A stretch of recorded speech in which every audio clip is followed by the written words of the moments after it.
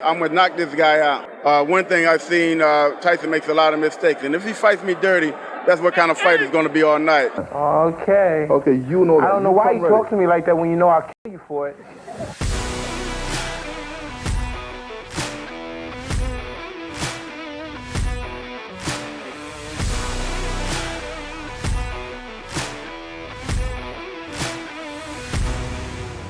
Mike Tyson is one of the most terrifying fighters in boxing history.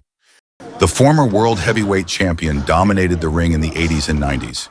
Stepping into the ring with Tyson required a lot of courage, as most fighters who do often end up beaten and battered. Nevertheless, there were a few daredevils who thought they had what it took to bring down Iron Mike. I got to hurt Mike Tyson. I got to let him know what pain feels like. I want Mike Tyson to be able to feel the impact. I want Mike Tyson to know that Larry Holmes is not afraid of him. But as the saying goes, everyone has a plan until they get punched in the face. This is the second part of the video series of moments when cocky fighters get humbled and destroyed by Mike Tyson. In February 1989, Mike Tyson defended his undisputed World Heavyweight Championship against Englishman Frank Bruno. The former WBA title challenger was a specimen of a man, a physical marvel with brute strength. Coming into the bout, only one of Bruno's opponents had managed to make it to the final bell. Because of this, Bruno believed that Tyson posed no threat and even thought it was a great idea to bring up Tyson's personal issues, including his failed marriage before the fight. Because you've been in with the guy. I've been in with the guy, and I feel confident about going in with the guy. He's just a human being like you. He's a human being. He wears shoes, he wears socks. And as I say, you keep on repeating it, I've been in with him, and I know him. And I'm not going to get into that sort of like bandwagon, like, oh, Tyson this, Iron Mike this, Iron that. You don't realise that the guy had a car crash. He damaged his hand. He broke up with his wife. All his mind is not on the game. On this fight, his mind not conditioned for this fight. And I was confident before all this happened. And I think this is a peak time to beat a Mike Tyson, Harry. No, I really do believe so. Tyson didn't take this well and decided to teach Bruno a lesson by knocking him down in the opening seconds of the fight. Decide the destination of the undisputed heavyweight champion of the world. Big left hook there from Tyson. Bruno hits the floor from a right to the head. Well, referee Richard Steele here giving Frank Bruno the mandatory 8 count. Tyson waits menacingly in the neutral corner. Action continues then in round 1. However, Bruno quickly returned to his feet and fought back bravely, hurting Tyson for the first time ever in his professional career at the end of the round. Oh, lovely left hook there from Bruno, cracking punch. Unfortunately, Bruno could not follow up, and the round ended soon after. But as with his other fights, Bruno was quickly running out of ideas and stamina in the latter rounds as Tyson continued to dominate the fight. In the final seconds of round 5, Tyson backed the challenger against the ropes, where he unleashed a series of powerful blows, forcing the referee to step in and stop the fight. Bruno in big trouble now, it's all over. Referee Richard Steele dives between the pair of them. Terry Lawless was on the ring apron with a towel ready to throw it in. The duo would eventually meet again 7 years later. This time around, Bruno was the WBC champion and Tyson was the challenger. Despite losing to Tyson in their first meeting, Bruno believed he was the better man and promised to finish Tyson. Just turn up on Saturday the 16th of March and you'll see how things are going to be different. I'm going to knock him right into Donkin's lap. Quite simple. Not being flash, not being cocky. This is my time. This is Bruno's time. There's not much I can say, but I beat him once, and I beat him before, and I'm going to beat him again. Time I rocked him, I'm going to rock him to sleep. I hope Donking's got room in his lap. All right. It's interesting that Mr. Bruno's talking very brave and courageous, but we'll see. However, memories of the first loss haunted Bruno from the moment he stepped into the ring with Tyson. Sensing the fear of the champion, Tyson jumped in like a hungry lion and devoured him in just 3 rounds to become the new champion. There's a combination uppercut by Tyson. Tyson laying it on, pouring it on. Down goes Bruno into the ropes. And it is 3. Mike Tyson is champion. I told you, Frank, there's no doubt that Mike Tyson is back. In February 1986, Mike Tyson took on heavyweight prospect Jesse Ferguson in his 18th professional bout. The once-beaten Ferguson was considered a big step up for the teenage Tyson, and was expected to give him a tough fight.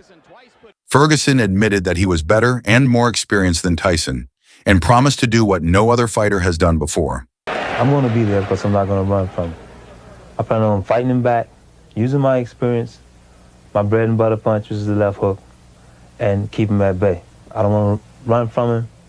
I want to stay there and fight him because nobody hasn't done that and see how he reacts. I feel I have a better chance of beating him if it goes in the later rounds, but if it doesn't go in the later rounds, it's fine. In the earlier rounds, I'm strong. In the later rounds, I get stronger. And I feel that I can beat Mike Tyson.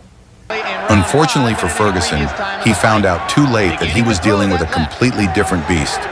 He abandoned his game plan and tried to escape, but Tyson went after him, breaking him down gradually with power shots. Ferguson went down from a brutal uppercut that broke his nose in the 5th round. Was in trouble in both the 1st and 10th rounds, and now he's in trouble here. Blood coming out from the nose of Jesse Ferguson. The right uppercut of Tyson has put him down. 6, 7, 8. Up at 9 is Jesse Ferguson. The fight was eventually stopped in round 6 after Ferguson began to hold excessively to prevent further punishment. He is in desperate trouble. He will not last much longer. It doesn't take him out. The left hook did some damage. Jesse Ferguson not taking the break, holding on. Get this close to Ferguson. He must maintain a little bit of distance so that he's going to take a point. He's disqualifying him. He disqualified Jesse Ferguson. 5 months after Tyson's fight with Ferguson, he squared off against Lorenzo Boyd in July 1986. Boyd promised to explore Tyson's flaws and do to him what no other fighter has been able to do.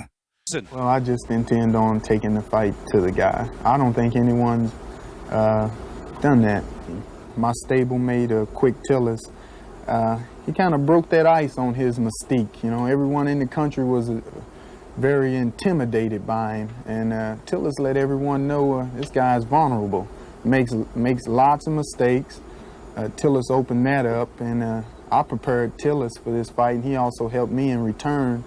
And I'm ready for the guy, and I've also examined the things Mr. Tyson does, his flaws, and I know what I'm going to do for him when he makes those mistakes. However, like many other fighters who have promised to stop Tyson up until that point, Boyd was added to Iron Mike's long list of victims. Tyson broke Boyd's nose in the opening round before finishing him off with a brutal uppercut in round 2. Right now he backs off from a sharp right uppercut to the body by Tyson. Again, a double right hand to the body and the chin. Down goes Lorenzo Boyd. The count is 5. The count is 6. The count is 8. He will not get up. It's over. He's stronger than I thought he was. In January 1988, Tyson defended his undisputed heavyweight championship against former longtime heavyweight champion Larry Holmes.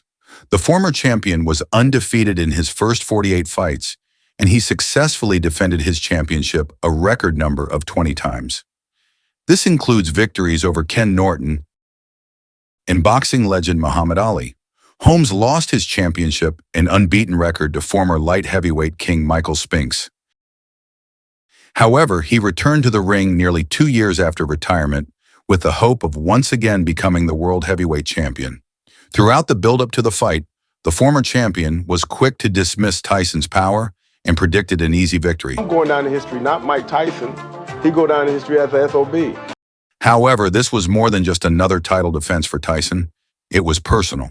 Tyson wanted to avenge his hero Muhammad Ali. Despite his claims, Holmes found himself in trouble against the much younger Tyson from the opening bell. Tyson proved to be faster and stronger. Holmes, however, had his best moments in the 4th round, but Tyson turned the tide and sent Holmes to the canvas with a right hook to the head. A big right hand, and down goes the former champion. He was there running the button. Holmes quickly returned to his feet, but was immediately met with a furious attack that sent him down for the 2nd time. And in comes Mike. It was a big right hand. Larry's down again. Once again, Holmes was up immediately, but Tyson delivered the final blow to put him to sleep moments later. Larry's ready to go again. He's going to hang on, or they'll stop the fight. Down he goes. Larry's hurt. It's all over. He is knocked out. He didn't even bother the count. It was a vicious. You know, giving Mike Tyson credit, you know, he's better than I thought he was. At least he punched better, and he is a true champion. In June 1988, undisputed heavyweight champion Mike Tyson defended his title against lineal heavyweight champion Michael Spinx.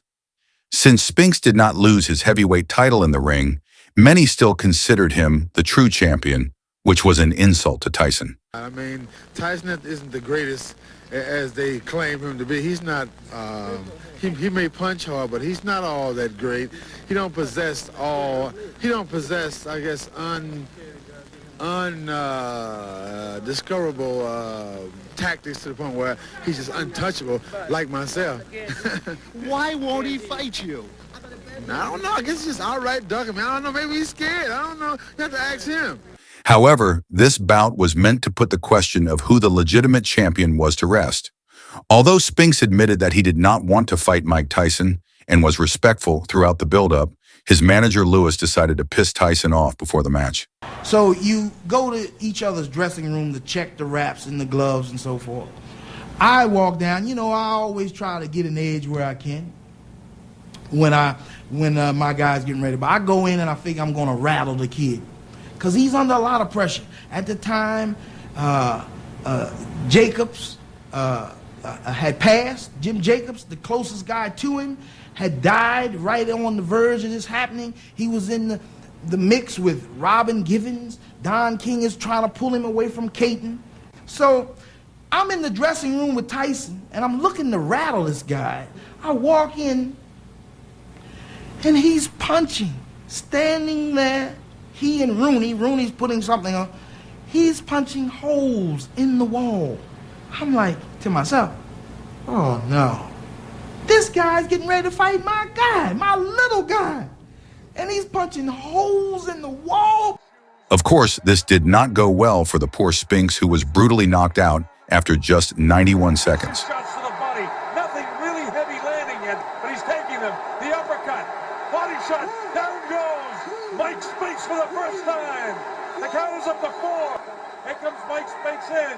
He leads to the right hand. Down he goes. I don't think you get up from this. Mike Spinx is laying flat on his back. The count is up to 5, and 6, and 7, and 8. He won't be able to do it. It's all over. Mike Tyson has won it.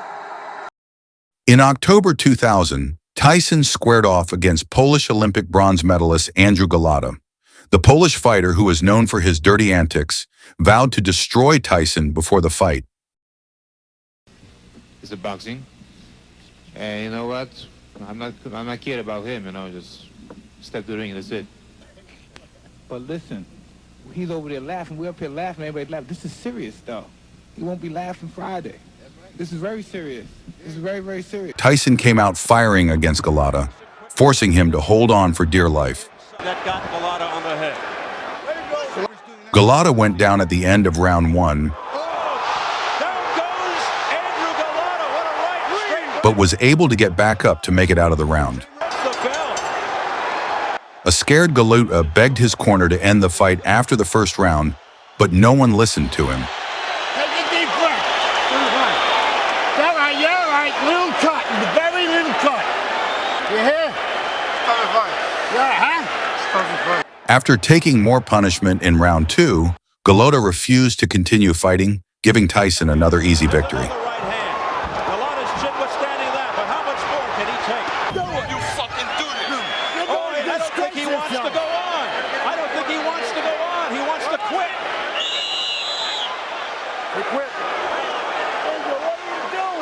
The bell's going to ring.